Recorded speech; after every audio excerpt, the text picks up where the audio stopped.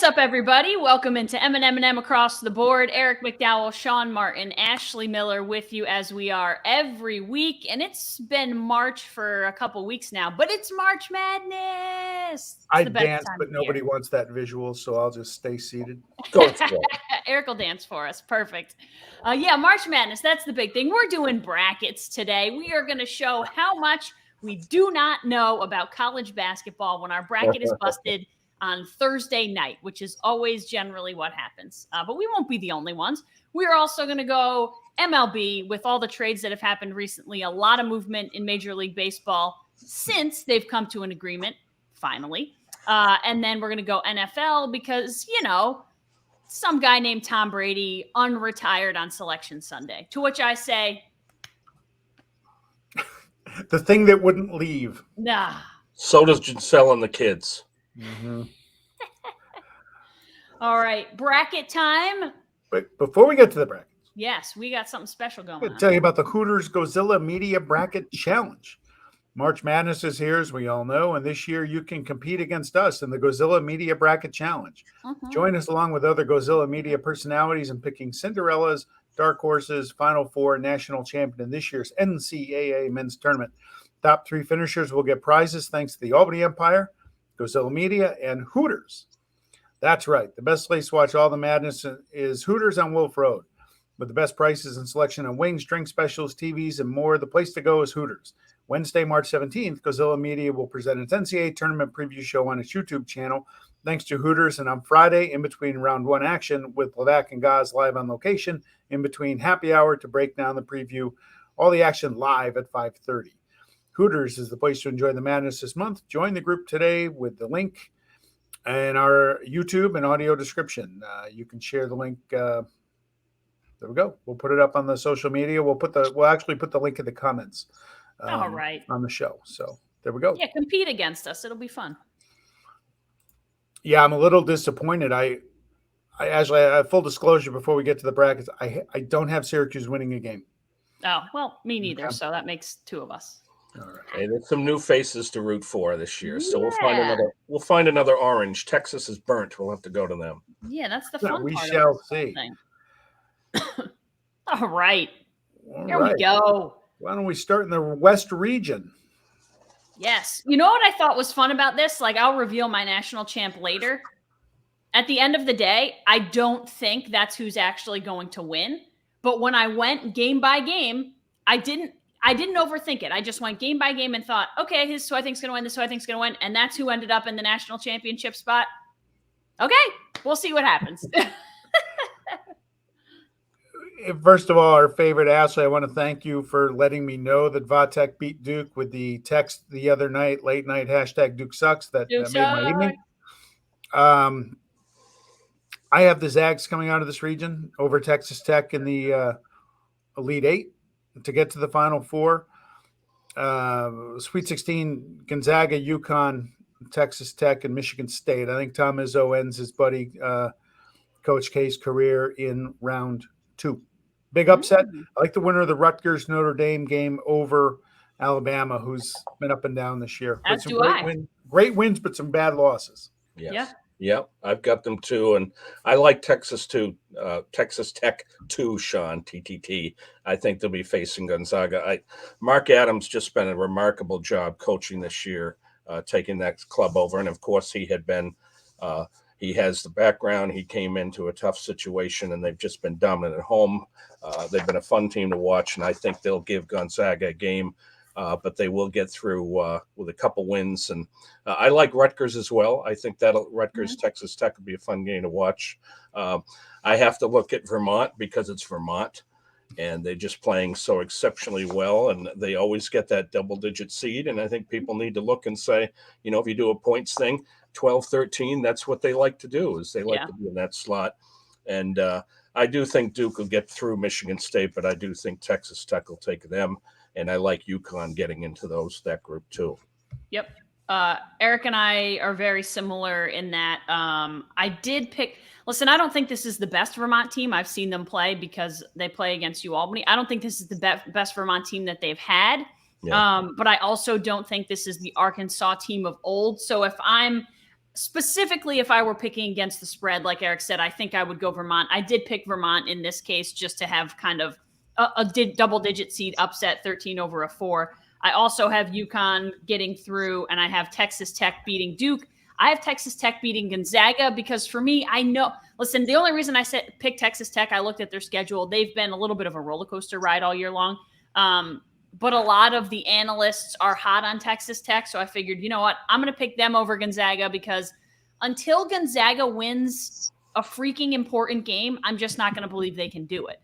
So I'm going Texas Tech with the upset over the Zags in the Elite Eight. Sean, we've all got Texas Tech. A quick stat I wanted to throw. They went 3-1 in conference games against Baylor and Kansas. That says a lot right there. Yeah. Yeah, the Zags, they've been to the finals. You gotta the problem is that they're no longer the little engine that could. Right. Now they're the program that's on the map that hasn't. Yeah. And listen, Chet Holmgren's super talented. He's going to be the number 1, number 2 pick probably in this year's NBA draft. But again, until it happens, I will let Mark Few and the bunch spoil my bracket, and I won't be the only one, I'm sure. Okay. Anything else in the West? No, I don't see Michigan State beating Duke. I also that might be because I have Davidson beating Michigan State. So then I don't have Duke losing to Davidson, unfortunately. But I'll be cheering for Texas Tech if they play Duke. Yeah, I took Michigan State over Duke because I hate Duke. And I detest writing their name. Yep, I have to think, and I really believe there's something to this. These are young men, and I think there's pressure on them with Coach K. We saw it in his finale at home, Cameron, and I really think there's just too much pressure. Not the media's fault. The man's an icon, and I think Coach K gets that. He sees that. I can't see them going that far because the pressure is just too great on those kids to get him that title. Yeah, I mean, they even struggled in that semifinal win in the ACC. They didn't look right.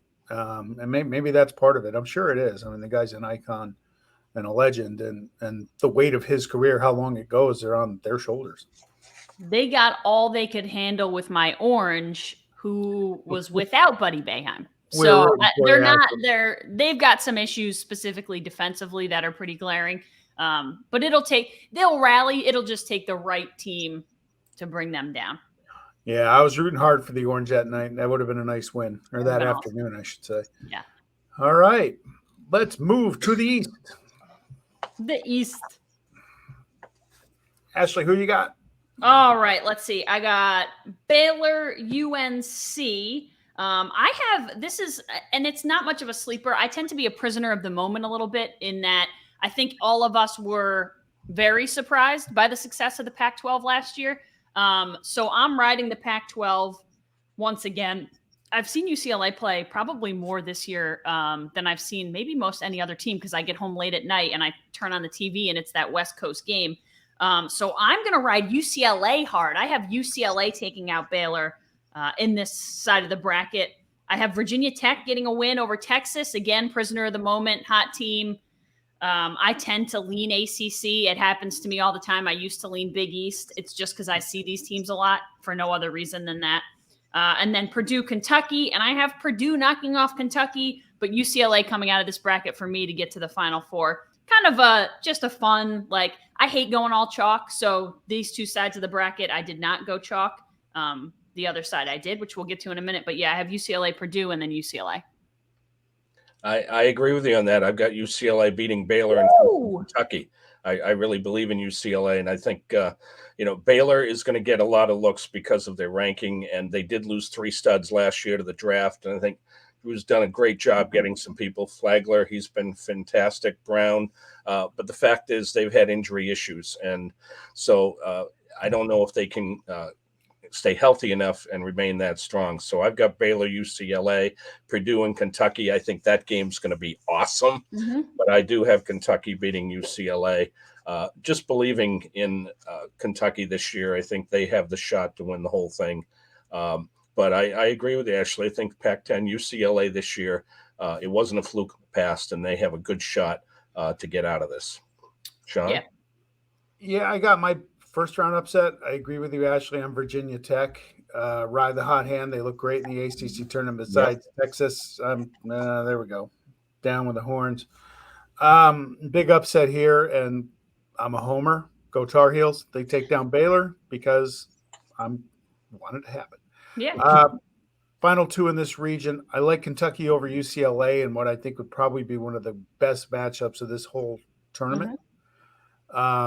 That's a game I want to watch. That really should be something else. I agree with you on Purdue getting there. I think Calipari's got them playing well now. So that could be a great elite regional final, Elite Eight matchup, Kentucky and UCLA. Purdue is right. There's a lot of look at them because if we've seen them play, they're on this weekend too. But they swept Illinois and Iowa. And think about this schedule. Purdue really could come out of this too. This is a very tough region, don't you think? The four that come out of this, somebody's going to have a lot of wounds to survive this group. Yeah. Yep. And I think the parity, and that's always the thing. Like when I don't necessarily buy into a number one seed going all the way, I always think, man, this region could be tough because you've got 4 or 5 teams maybe who could win it. So to me, that's tougher than just going up against the best number one seed in the tournament, which people might say is Arizona. Love Arizona. Yep. Well, you look at the trail for Baylor as compared to Arizona. I mean, Baylor's got to navigate a minefield here. Arizona, Houston's dangerous. I think the two teams that I really like out of this bracket, Tennessee, I have gotten to the Final Eight, and I have Loyola winning 2 games. Down in Ohio State, down in Wisconsin, simply because they lost to Nebraska in the last week of the regular season, and that is just not good.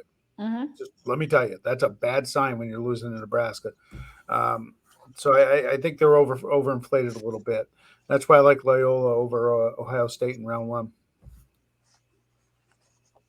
I'm taking TCU for 1 win just because I think they've been hot at the right time. This year is so interesting to me because the SEC is the best basketball conference on the planet this year, but the Big Ten at times has been really good. The Pac-12 has been really good at times, and the Big 12 has been really good at times. And then, oh, by the way, the ACC just kind of fell off the face of the earth, but you still have teams like Duke, Miami, Virginia Tech. So it's just like infinitely interesting to me this year. I also love Tennessee.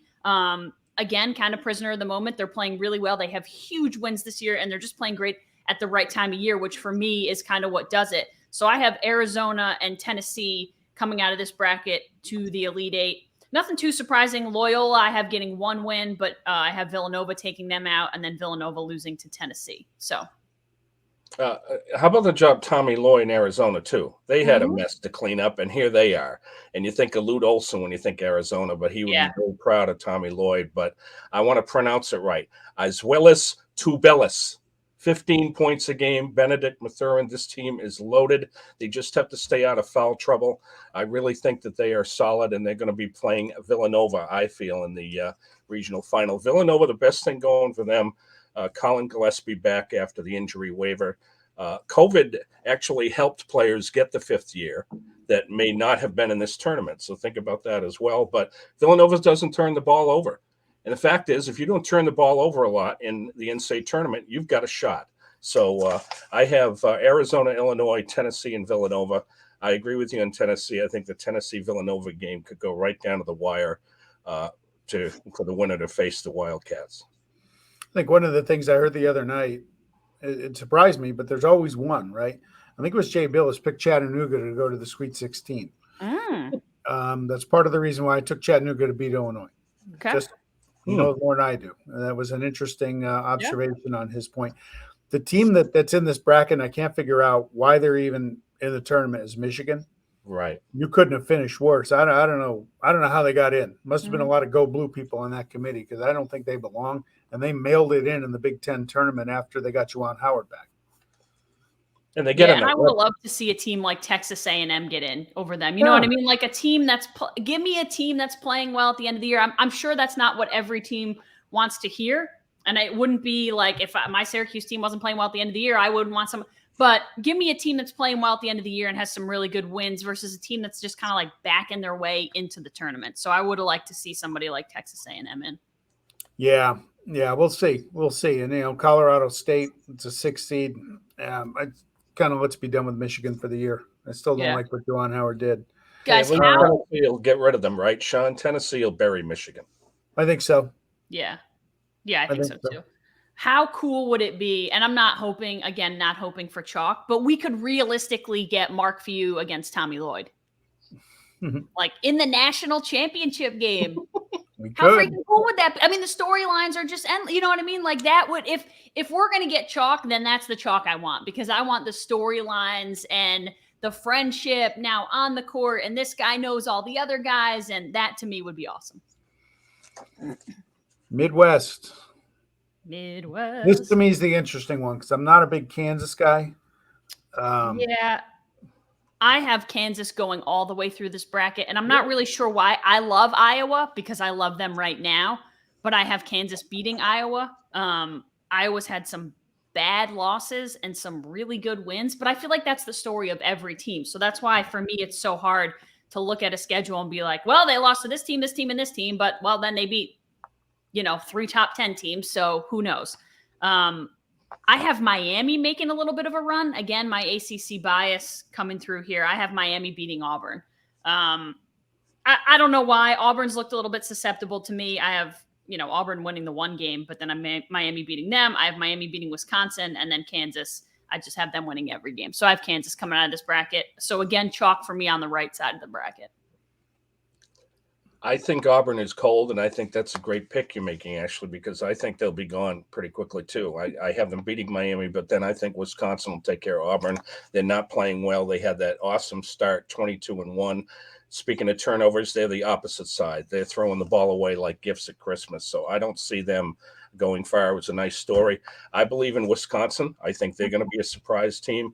They were picked 10th at the start of the season, and they've just been incredible, and a lot of credit goes to the Badgers right now for where they are. So I've got Kansas, Iowa, Wisconsin, and Auburn, and Kansas beating Wisconsin in this one.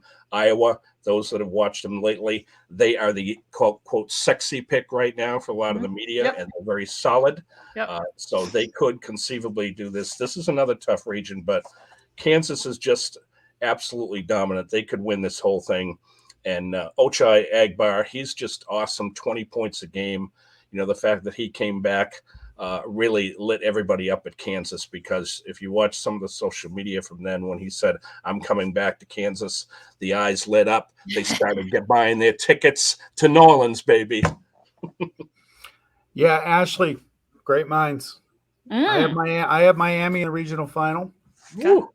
Taking down Auburn. Taking down, I got Wisconsin there, but I'd love to see Colgate knock them off. Just, local school, not local school, but in state.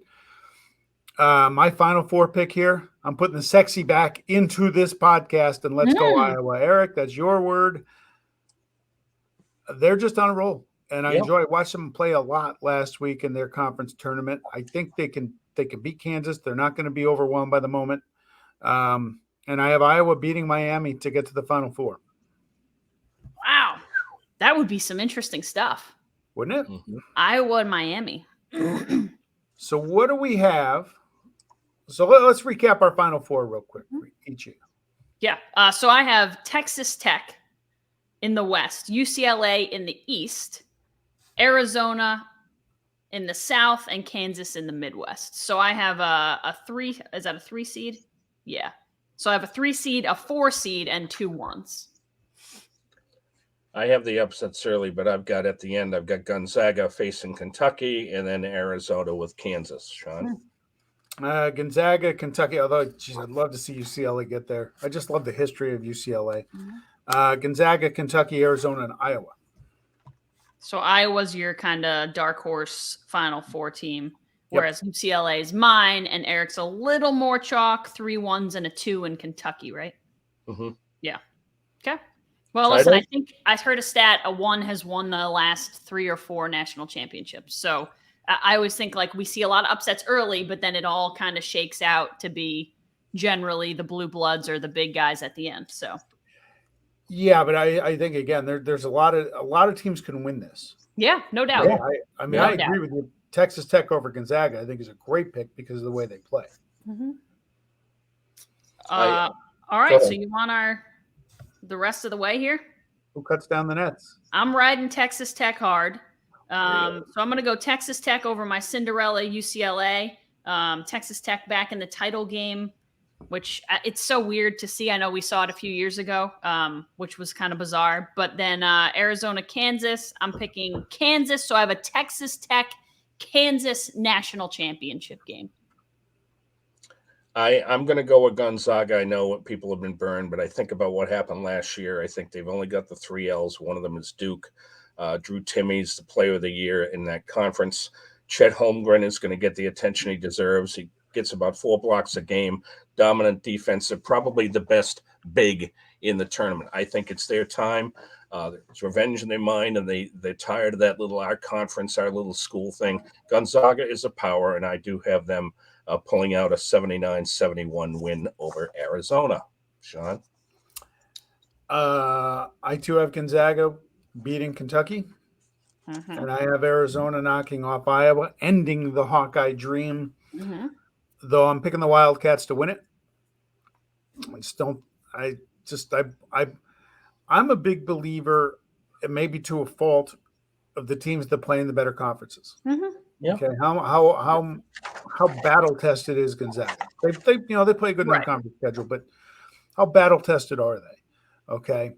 And that's just why I like Arizona. Arizona UCLA was great in the Pac-12 tournament, and I just got a hunch on Arizona that this is their year. Yeah, so I have Kansas winning. I didn't get that far. But again, I said it at the beginning of the show.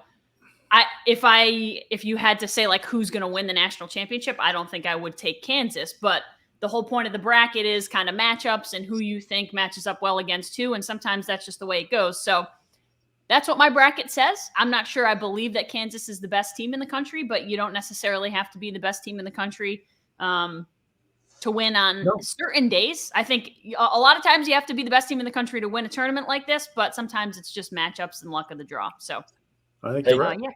Can I give a sleeper pick? I'd love to hear who you think might be Cinderella, you guys. But I like South Dakota State for a few reasons. They're scoring 88 points a game. Okay. They got the best nickname in the tournament since Irvine isn't in there, and it's the Jackrabbits. So they run, they score. I need their hat, so hopefully they'll send one. They're 13. I think they beat Providence, but they will run into our sexy pick, Iowa. So go Jackrabbits. I don't want that to happen because I think Iowa Providence in the second round is going to be a great game. Yeah. So that's kind of why I'm not with you. Though I love the upsets. I like the upsets early because it's the charm of the tournament and it keeps you riveted. And then usually by the time the third round, if the Cinderellas can win 2 games, usually when they're off till Thursday or Friday, kind of reality sets in and they kind of lose that mojo a little bit. Yeah, so if we're talking dark horses, and I just think this is interesting because people are going to see the name and think, oh, yeah, that's an underdog. But Murray State's been ranked all year long. They're a 7 seed. For me, I think it would be interesting. Listen, I know it's going to destroy Eric's bracket and a lot of other people's. If Murray State could get Kentucky, then things get really interesting. And I think they make a deeper run. But I don't necessarily want that to happen either because it messes up my whole bracket. But I like Murray State. That's Jaws old school. And could they smuggle him in for a couple? Yeah, right. They'll need him. For some minutes. They'll need him.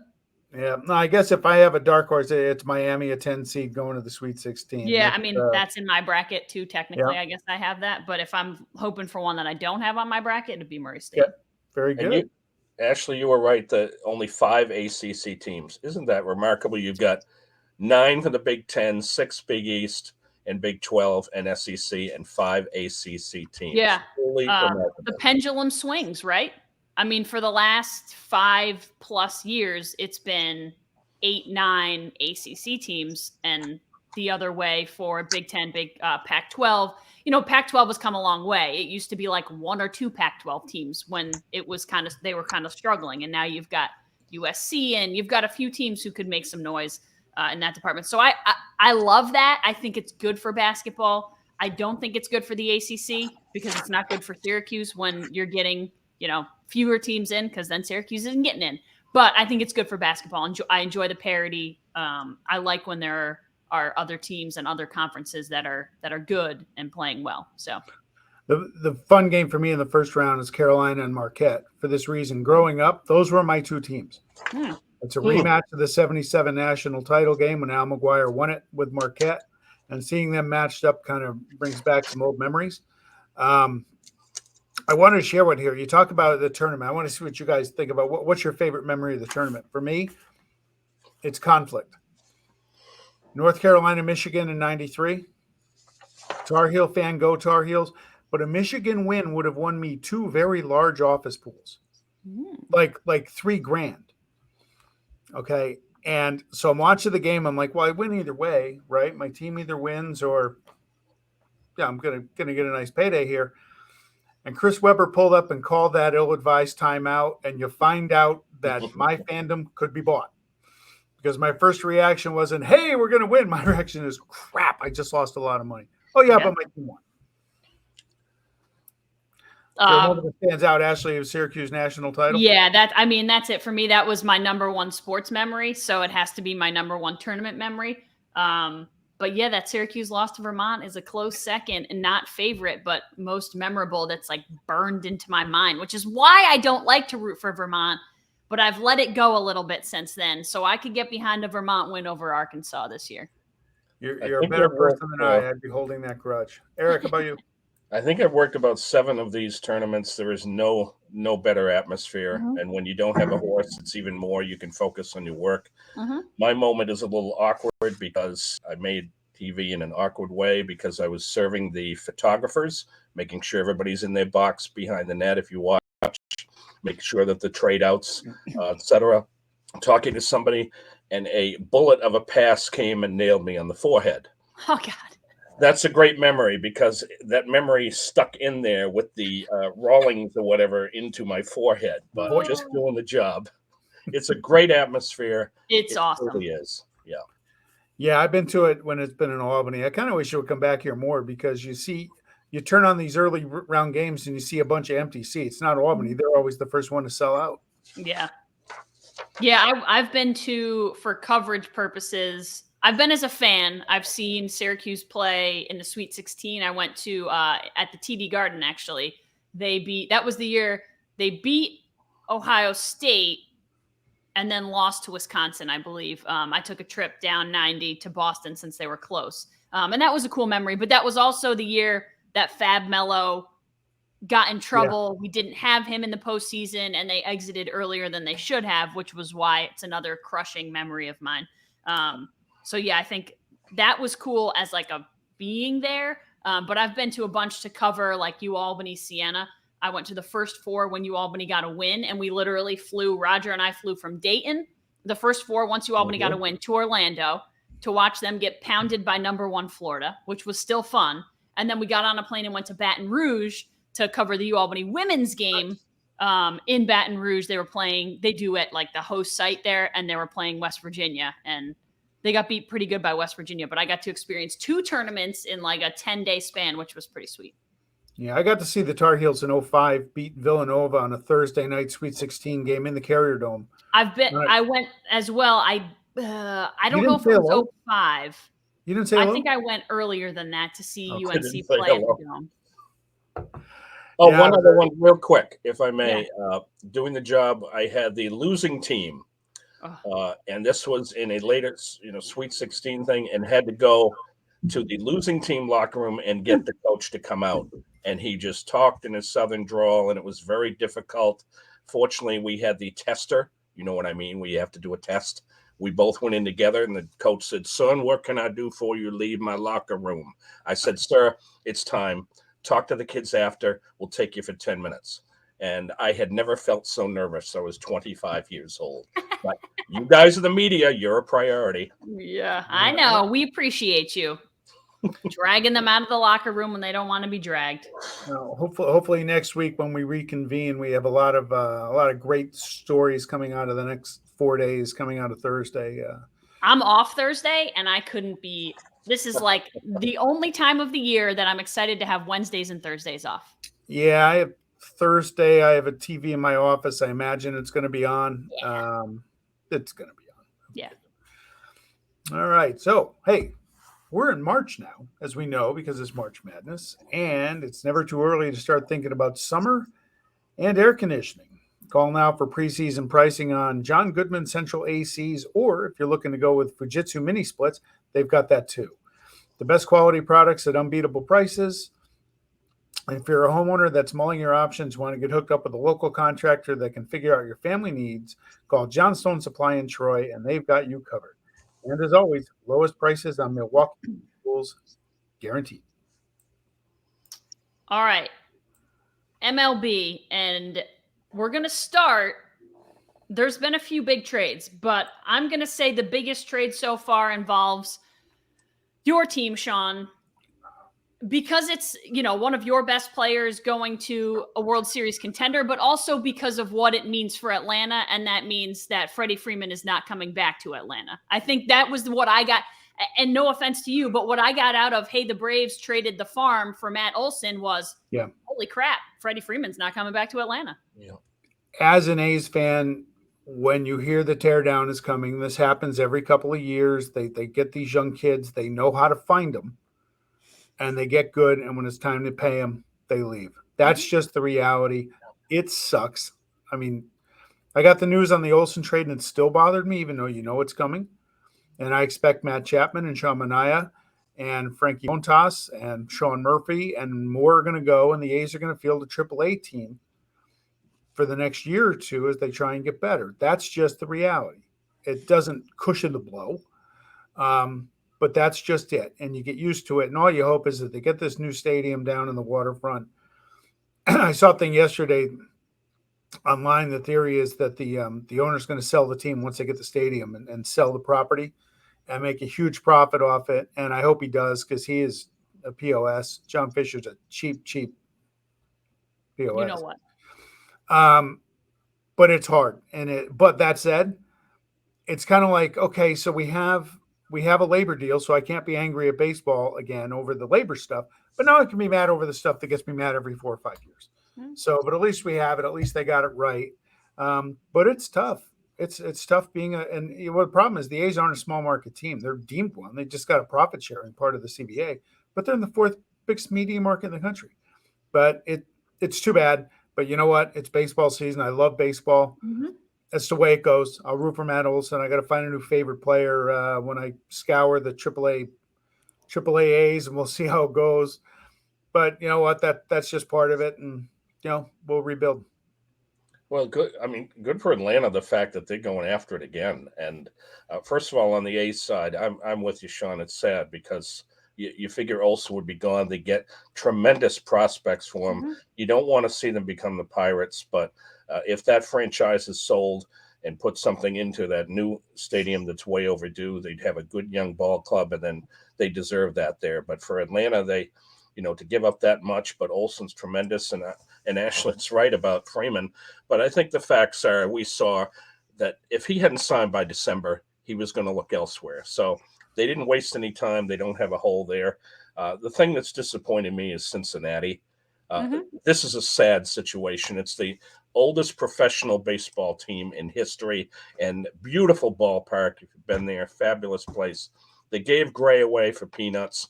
They give Winkler to Seattle, who's smelling a playoff bid and deserves it. Their fans deserve better. And plus, you guys, they're in a weak division, okay? And they made the playoffs in that little expanded thing when they didn't belong. But it's really sad for the people of Cincinnati to have to go through this garbage again with their club. Yeah. Listen, good for Seattle because they're close and now they're making moves. And I think their fan base deserves that. Suarez is a good third baseman. Like that deal is good for them. Finished second in the AL West last year, but they were second to last in offense in terms of runs scored. So a guy like Winker and Suarez are going to help you offensively, and they're not bad defensive pieces either. I think Winker's a really good outfielder, and he can hit righties, which is good in that division. So. Yeah, don't forget, Seattle added Robbie Ray, Cy Young Award winner before the lockout. I think the problem I have with the lockout is they didn't put in a salary floor. So it allows owners like Pittsburgh and Oakland and others to just, in Miami, I mean, Derek Jeter left the Marlins, for crying out loud, because of what they're going to do. And that's just not good for the game. But now, find your positive in life. Okay. I wake up yesterday, the A's are going to divest. And I love following Yankee Twitter because they'll say, okay, today I'll be happy if we get Olsen, Correa, Story, and Freeman. And then I wake up yesterday morning and I see they got Josh Donaldson and Isaiah Kiner-Falefa. And I'm like, boy, Yankee Twitter's going to be a buzz this morning. And it was. It goes back to just the reality now. There you have Steve Cohen in New York going to spend his money, and the Yankees are still all about fiscal responsibility. Actually, are you surprised? They've done really nothing of note. No, but I'm not sure who you follow on Twitter, because I wasn't saying, hey, let's go get Trevor Story, Carlos Correa, and every other person you just named. Are you kidding me? That's not how the Yankees roll. There's still anymore. Yankee fans that think that Nobody every can single afford person that. out there is going to Not come the to New Yankees. York. Right. Nobody can afford that. Not even the Yankees can afford that. First of all, I'm thrilled because I don't think we got better, but we didn't get worse. And thank God the Gary Sanchez experiment is over. Yeah. I have been off the Gary Sanchez bandwagon for the last 3+ years. And I'm ready for, I don't care if Kyle Higashioka hits 8 home runs this year. I'm ready for a defensive catcher who can play the position well. I'll give up offense for a good defensive catcher. That's the one thing that I'll make an exception for. So I'm glad the Gary Sanchez experiment is over. I'm sad to see Gio Urshela go, but we have a very good infield at this point. Josh Donaldson can play third base. Kiner-Falefa is a very good defensive catcher, a Gold Glove shortstop. Right. We have Gleyber Torres, who will play second base, that's where he wants to be. And it sounds like they're going to re-sign Anthony Rizzo, but if they don't, oh, by the way, you have DJ LeMahieu, who can literally play anywhere on the infield. Yep. So our infield is really good. I love Gio Urshela. I think he was a fantastic infielder. Wherever you put him, third base, shortstop, and I will miss him. But you had to give the Twins something in order for them to take Gary Sanchez. Yeah, and I'm good with it. Sanchez, you call him an experiment, and he was, but it became beyond stale. It's like an experiment in a lab, and the stains on the floor. It's like, clean this up, get him out of here, okay? Horribly defensively, and just, you can take the power. Sean and I remember Dave Kingman. You get 40 home runs, big power guy, but hits about 208. Okay, he needed a change of scenery. Urshela, I think, same thing, gets an opportunity. It's funny, the day before, he's our shortstop. So we know how that goes. But Kiner-Falefa is going to make a lot of Yankee fans happy. He could make an impact in a way in the clubhouse similar to when they got LeMahieu. Okay, he's about a 280 hitter, but he can steal 20 bases. And in baseball, steals are just about dead. So you get a guy like that, and he deserves to play every day. And Donaldson, if healthy, again, we add to Judge and Stanton, Donaldson, if healthy. I have always been a fan of him since he was out west. I had hoped the Red Sox would go after him for his bat, and a great clubhouse guy stands up. I think it's a very good deal for New York. They clean things up a bit, and they get some good talent back. The interesting part about Donaldson, I guess him and Garrett Cole have talked, was Donaldson was the most outspoken guy last year with the spider tax. So that'll be put the lockers together and let the camaraderie flow. Yeah, and I think they've already done it, was what they would tell you. I'm sure they have. Listen, when you're teammates with someone, things change. Yeah. Donald, you bring up Donaldson. That was another MVP of the league, and the A's shipped him off when it was time. It's just like, it's all over the place. Yeah, and he was good for the Braves too. Like, that guy's been there. I understand he was good in Toronto. He's had good years and he's had injuries. I get it. You hope that you get a somewhat healthy Josh Donaldson. And if you don't, then it doesn't work out, and that's fine. And I hope that Gary Sanchez and Gio Urshela do well. I'm not wishing them ill. I hope the change of scenery is good for them, but it just wasn't working for Sanchez in New York, and it wasn't going to work for Sanchez in New York. So you go to a smaller market where you can play for the Twins and people care more about the Vikings and everybody and the T-Wolves and everybody else. And maybe that's helpful to him, which I hope is the case. Hey, the Phillies, they couldn't sign Raleigh Fingers or Lee Smith. Okay. That is the worst bullpen in baseball history. Now they got Brad Hand. Mhm. Hopefully that fixes, because he was great with the Padres and Indians. And the other thing is, we talk about Freeman legacy in Atlanta and now he leaves. Is Kershaw staying in LA? I really thought he would go the Texas route. They're throwing coin at him and, from there and all that. But credit to the Dodgers. Hats off to the Dodgers. They're not going to let him go. He deserves to finish in that uniform. An all-time, I think their all-time 3 starters would have to be Koufax, Drysdale, and Kershaw. Yeah, I'm a big Kershaw guy. I thought he was going to Texas too. Yeah. If Freddie ends up on the Dodgers, I think they're probably the favorite again. Whether or not they win, that's to be determined. But I've heard Freeman rumored to Tampa. How much of a kick to the groin to the Yankees would that be if the Rays jumped in, a division rival, and added him, and New York's just not adding a ton of payroll? Listen, that would be the first time the Rays have added a name and spent money like that in longer than they, you know what I mean? Like, that's not something they do either. So I would be shocked if that's the case. I've heard most media reports will say it's probably LA, but who knows? There were talks about the Yankees. It's clear it's not going to be the Yankees, I don't think. They don't need him. I understand, like, he's a great bat, but defensively they don't need him. So I don't know why you would make that move if you're the Yankees. I think it's LA, but we'll see. Yeah, I think LA's bidding against themselves at this point. Yeah. And to AL Fantasy League fans, no more Nelson Cruz. He goes to Washington. You think his eyes lit up the minute the DH went to the National League? Yeah. Why Washington? They're not going anywhere. But what a career he's had, power guy. And for those that have had him, in fantasy and American League teams, there's a lot of tears, as I saw from somebody that emailed us today. Good luck with him. 500 homer guy. Just, I don't know why he goes there. I mean, he keeps signing these big money 1 and 2 year deals. So great for like a 1 year, $15 million deal. That's a dream for a DH who, if you can have a decent year, you're going to get that again next year. So that guy's just making money and toward like the back end of his career. Those are big time deals. All right. Hey, folks, as we've noted, spring is here. It's a great time to get to a new car at Mohawk Honda.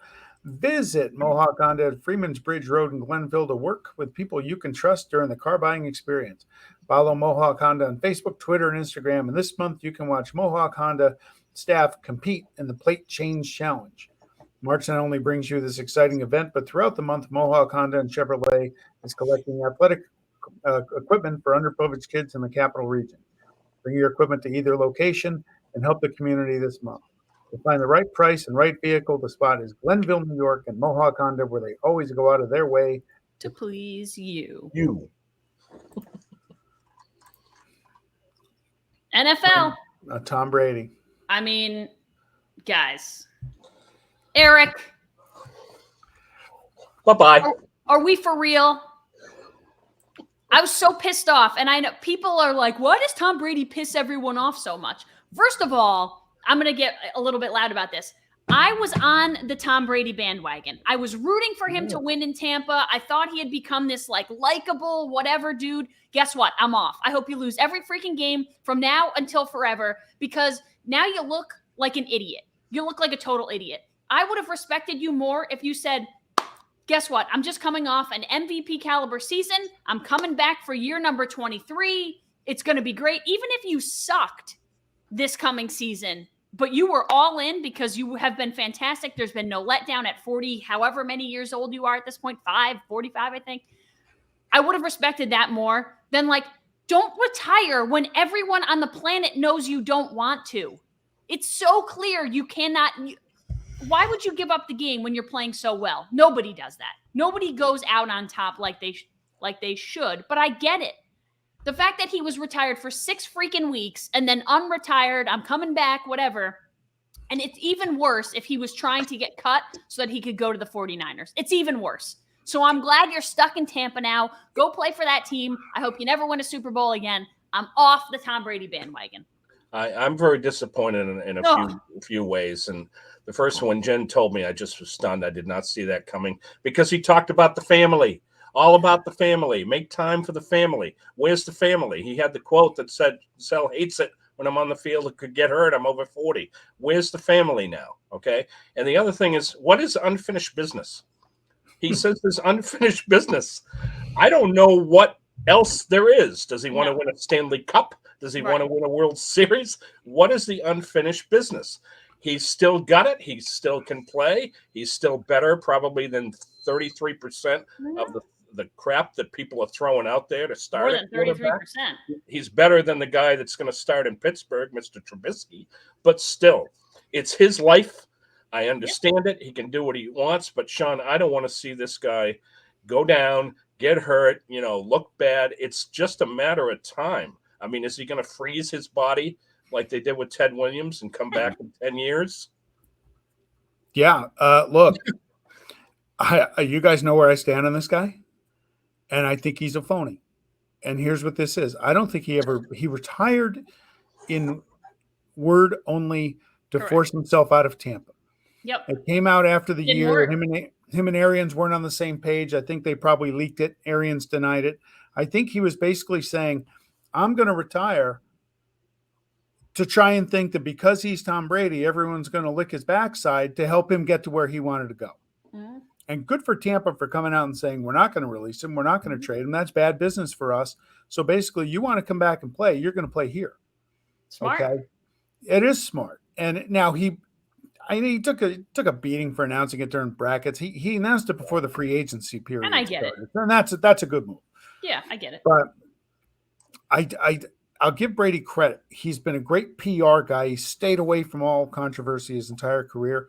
But that's what this is. I don't think. Well, he's had a good public image. Let me put it that way. That's twice in 2 weeks I've gotten that face out of you. I'm not sure. Deflategate doesn't seem like staying out of the public scrutiny. Well, it does. Well, he didn't think he'd get caught, but I think there's a lot of dirt under there. If you lift up the rug and you dig deep enough, I still have questions on Alex Guerrero as trainer getting banned from the Patriot facility, and he goes with him to Tampa, and that's a whole nother thing. But yeah, I'm glad Tampa called him out because I think he still wants to play. And you know what it is his life. I mean, you want to play fine, but don't think that you're going to get special consideration. Yeah, you won him a Super Bowl, but why would they just release you? And you can't just, when you have a contract, you can't just say, well, I'm going to quit. I'm going to go play here in San Francisco or wherever. And that's just how it's going to be because I'm Tom Brady. That's not how it works. I'd rather he was like, I want to trade. Yes. Force your way into a trade. Yes. Then so Chris brought this up. This is like classic Brett Favre.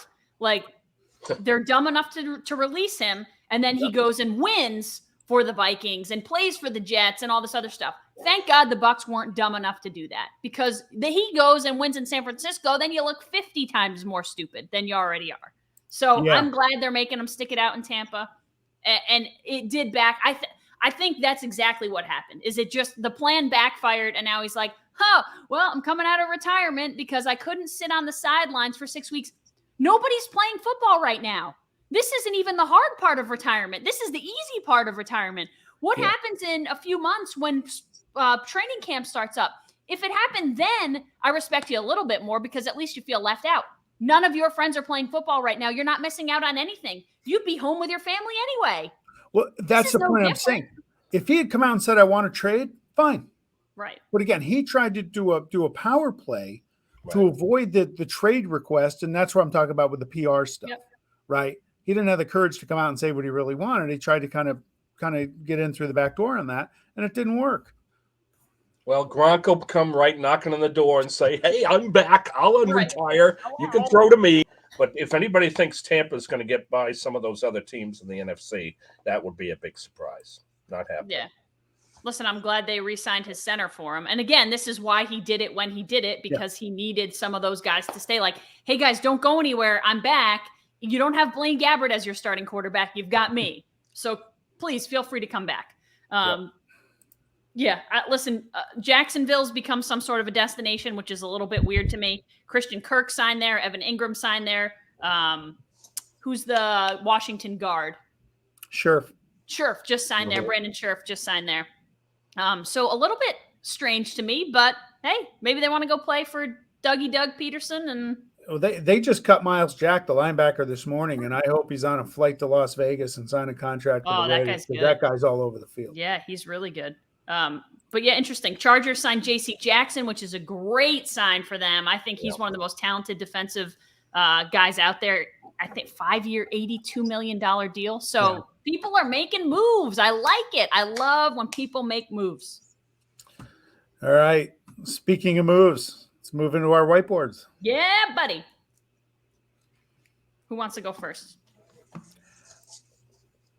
Okay. Eric, go first. All right. TV announcers, musical chairs, big names too. These is like blockbuster trades. You know, the sports announcing jobs in network TV, mostly play-by-play, some color, are like baseball umps and Supreme Court. Good luck. You know, you're not going to get any of those jobs. So I'm not going anywhere, by the way. Oh, all right. Well, Fox was calling for you, but I'll put them on hold. So when they move or leave without retiring, it's quite a feat. So we know Al Michaels was going to be replaced by Mike Tirico at NBC. No secret. He's in his late 70s, but he still has it. He's still the best. And it appears Amazon's his home. I mean, where else could he go? Okay. He's a Hall of Famer. And we all would have known that the Miracle on Ice call in 80, we thought that would be, you know, his marquee thing, but he later did baseball, and he's become one of the best football announcers in history. He needs to continue. Joe Buck has the all-time numbers, most World Series ever. 20 years with Fox, never saw this coming. He's 52, but he's been there since he was about 24 when he called us for a series. Yeah. It is surprising that he joined a former colleague in Aikman, and that ESPN Monday night booth is as big now as it was when Dandy Don and Frank and Howard Cosell were there. Okay. But he's giving up the World Series. He has taken his 60 to 75 million. It's just a stunner that ESPN has laid off so many people over the recent years and now is pouring the cash. They got the NHL package and now this. Never before we've seen such big dominoes fall in national sports booths. What do you think, folks? I hope Monday Night Football brings back the yellow coats. Classing it up. Yeah. Yeah. Yeah. Or gold coats, whatever they are. Yeah, listen, Monday Night Football has always just been a little bit like shticky and like hokey for me. I used to love it growing up, but it has a different feel than your Nance Romo and your Buck Aikman broadcasts. It feels a little less classy than those. So what ESPN is doing is taking the class from Fox and turning ESPN into a Fox broadcast. Yep. If you can't beat them, join them. Steal their people away and let them do it for you. So I'm not surprised. I love Buck and Aikman. I'm probably, I always say this, I'm one of the few who actually likes the combo. I enjoy both of them. I know people are going to say like, oh, he's a homer. They're both whatever. Right. I enjoy both of them. So I will enjoy Monday Night Football more than I ever have probably in a long time. Yeah, that's what I want. I agree with you. You know, no offense to Steve Levy and Brian Greasy and Louis Riddick, it's not the same. And I remember growing up in the Bay Area in the 70s when Frank Gifford and Howard Cosell and Dandy Don would come to town, and I'd be 10 miles south of Oakland, and the Goodyear blimp would fly right overhead. It was an event. And that's where I'd like to get them back. They'd lost that after kind of the NFL propped up NBC as the big one. But, yeah, I think it's a great idea. And God, I hope Tirico, is he going to be in the booth at NBC on Sunday night? That's a painful couple hours. Oh, my God. Him and Collinsworth. And if Amazon doesn't work out with Al Michaels, I don't know where he goes. But what about, who's Fox number one guy going to be? Kevin Burkhardt probably will move up. Who's very sharp and has done a nice job doing the series pregame, and could see him going up there with Greg Olson. Yeah, I mean, I'm going to miss – I love Buck in the World Series. It feels like he's turned into – like when you hear his voice, that's what you think of. So I'm going to miss that because, again, I love him. I like him more doing baseball than I do football, so I'll miss that. But, yeah, money talks, right? Yes. Ashley, what do you got? All right. Kyrie and the Nets. Listen, I get it. This is not new drama, but I'm just sort of done with the drama. He's not done with the drama because he's always drama. But the NBA fines the Nets $50,000 on Monday for allowing Kyrie Irving into their locker room because he's unvaccinated. He was a spectator on Sunday, bought his own ticket to the Nets game, and sat across from the Nets bench. As a fan, doesn't have to wear a mask, doesn't have to be vaccinated at the Barclays Center. Employees there have to be vaccinated. So all of the Nets players have to be vaccinated. I'm just sort of done with like the double standards. So Sean, we talked about this off camera and I didn't realize this. The visiting team is allowed to play in Barclays Center unvaccinated all season long. This is not new. This is old. Apparently it's been happening all year long. And Kyrie cannot play on his own home court because he's unvaccinated. Well, first of all, that doesn't make a lick of sense. And the double standard there is unbelievable. But now that we're I'm not saying we're done with the pandemic. Now that it appears people have moved on, you're letting fans in unvaccinated, just let Kyrie Irving freaking play. And if I'm the Nets, I'm going to take the $50,000 fine and put him on the damn court. Go ahead. Go, especially in the playoffs. If they make the playoffs, you can literally put him on the court and let him play and just pay the $50,000 fine every game he plays. Why wouldn't you do that? You're a better team with him. I think that's what the Nets should do. But I think New York City should get smart and just let Kyrie change your rules. It's time. We've kind of moved on. Everyone else is changing your rules. Change your rules and let Kyrie Irving play so we're not talking about this anymore because it's just, at this point, it's stupid. Yeah, it is. And I got one of our loyal listeners riled up this morning because he was smart enough to draft Kyrie on his fantasy team way back when, and he can't play him at home games, which I kind of enjoy because I might see this guy in the playoffs. So, so I hope they keep him out. We'll see you next year, Kyrie. Sure. Just for personal reasons. Hey, rules are rules. I get it. Rules are rules. I'm over my Kyrie quota. I've talked about him too much. So yeah, go ahead, Sean. Okay, so look, last Wednesday, it felt like there was going to be a player-owner deal in MLB, and then it fell apart, and my feelings got hurt because I was disappointed. So as I will do, I sometimes, to vent a little bit, I go onto Twitter and see what I see. And Evan Longoria, great career, San Francisco Giants, Tampa Bay before that, posted a tweet, and I can't share my screen to show it because you'll understand why. Posted a tweet that said, "Are we playing baseball this year or what?" at MLB. I responded, "You've gotten all you've asked for, you greedy," fill in the last word. I went to bed, woke up in the middle of the night, checked Twitter, saw that I was temporarily suspended. But for using bad words? Yes, that's exactly it. So, Evan, toughen up, Buttercup, because I'm coming after you this year. I'll clean up the language so you cannot report and then have me suspended, though it could have been one of his loyal followers. I don't know. But yeah, I survived the trauma of my Twitter suspension. It's not my first one, and it probably won't be my last one, but I made my point. Eric, Sean would be a freaking PR nightmare if he was on your team. You would have to freaking take his Twitter account away. Sean, you're like a 16-year-old child on Twitter. Yes, I am. It's unbelievable. Unapologetically. You just can't help yourself. I can't. But why? This is something that you can mature and overcome. No, I felt that his tweet demanded a juvenile, adolescent type response, so I gave it to him. Actually, the only tweets that I want to see or hear are the ones in the backyard where our two kitties watch, okay? I'm not a fan of it because I'm an old school PR person. So you are exactly right about that. You would have so many problems with him. I just can't help it. Holy crap. I just can't help it. It literally, the words type themselves. Well, that's unfortunate.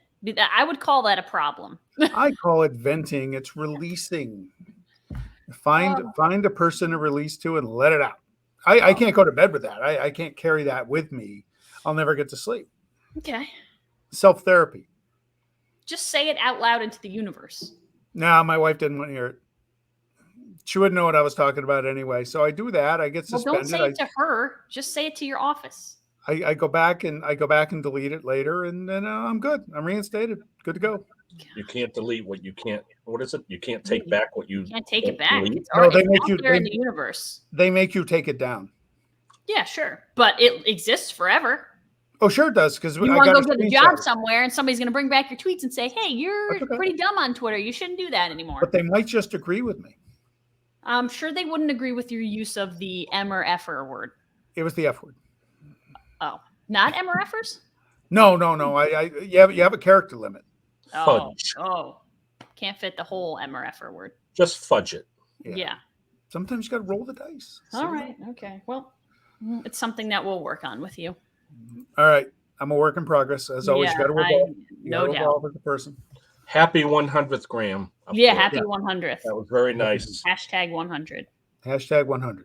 Happy birthday. All right, everyone. Thank you very much for joining us. Join the bracket challenge, which we're going to put in the comments, correct? Is that right? Yes, I will put it in the, once we get this posted, I will put the bracket challenge in the Beautiful. comments on YouTube. Join the bracket challenge. Enjoy the NCAA tournament. We hope it's madness. After all, it's called March Madness. Don't forget about the women.